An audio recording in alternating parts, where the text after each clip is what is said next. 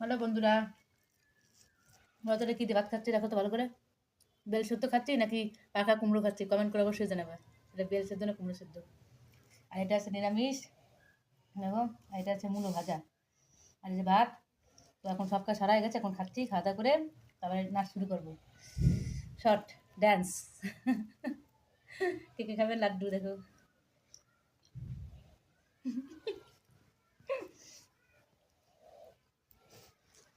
এটা কুমড়ো সেদ্ধ খুবই মিষ্টি খেতে। এখন তো কুমড়ো রাজস্থানে প্রথমবার খেলাম, এত কিন্তু আঠালি কুমড়ো লাল কুমড়ো এখানে পাওয়া যায় না।